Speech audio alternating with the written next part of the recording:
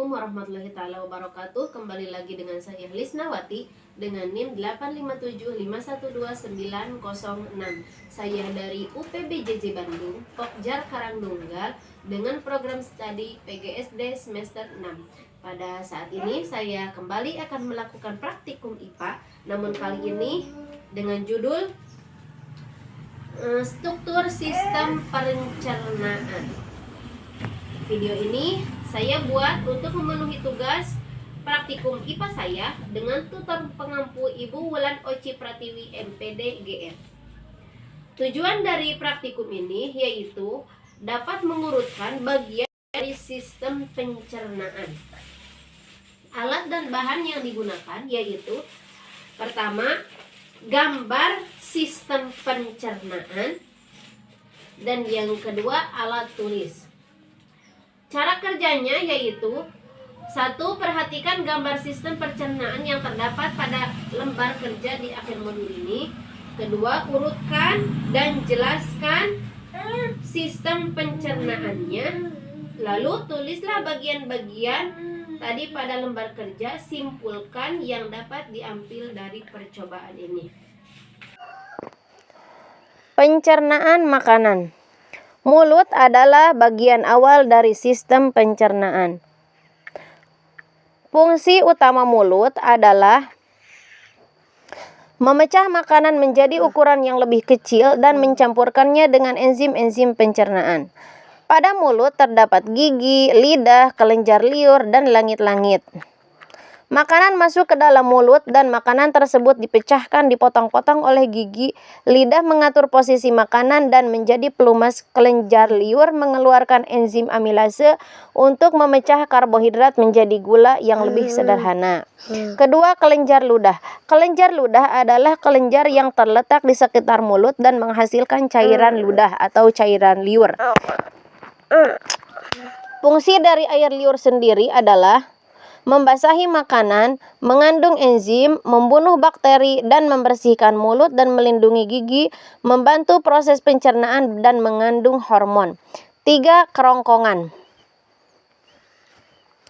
Kerongkongan adalah penghubung antara mulut dan lambung. Setelah makanan dicerna secara kimiawi di dalam mulut dengan enzim, maka makanan didorong melalui kerongkongan menuju lambung melalui gerakan peristaltik, yaitu kontraksi otot-otot kerongkongan secara ritmis.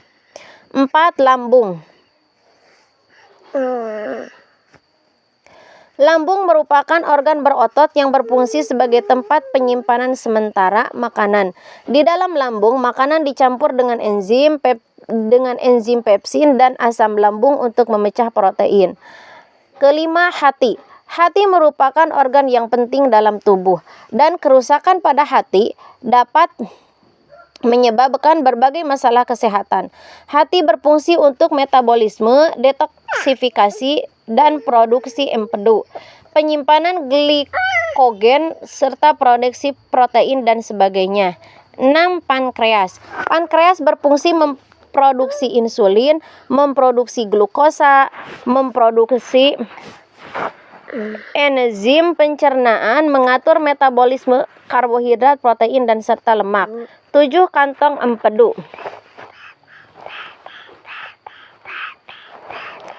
Kantong empedu adalah organ yang berada di dalam hati dan berfungsi untuk menyimpan dan mengkonsentrasikan empedu yang diproduksi oleh hati. Empedu adalah cairan yang membantu proses pencernaan lemak dan penyerapan vitamin-vitamin yang larut dalam lemak. 8. Usus besar. Usus besar adalah bagian dari sistem pencernaan yang terletak di antara usus kecil dan anus. Usus besar memiliki panjang sekitar 1,5 meter dan diameter sekitar 7,5 cm. Fungsi dari usus besar diantaranya adalah menyimpan feses, menghancurkan bakteri patogen, dan memproduksi lendir yang membantu melumasi feses dan memudahkan proses defekasi. Usus halus. Usus halus adalah bagian dari sistem pencernaan yang terletak di antara lambung dan usus besar. Usus halus memiliki panjang sekitar 6 sampai. Fungsi dari usus halus yaitu mencerna makanan, menyerap nutrisi, penghancur molekul, serta regulasi gerakan usus. 10. Rektum. Rektum adalah bagian terakhir dari proses pencernaan yang berfungsi sebagai tempat penyimpanan feses atau tinja sebelum dikeluarkan dari tubuh melalui anus. Fungsi dari rektum adalah penyimpanan feses. Juga fungsi dari rektum adalah mengirim sinyal ke otak untuk memicu keinginan defekasi. Ke-10 adalah anus. Anus adalah bagian terakhir dari sistem pencernaan yang berfungsi sebagai saluran keluar feses dari tubuh. Fungsi dari anus diantaranya adalah mengeluarkan feses, pengatur defekasi, pencegahan inkontinensia, dan perlindungan dari infeksi. Maka dapat disimpulkan bahwa semua organ pencernaan memiliki fungsinya masing-masing yang sangat penting bagi pencernaan tubuh manusia. Demikian dari saya. Wassalamualaikum warahmatullahi wabarakatuh.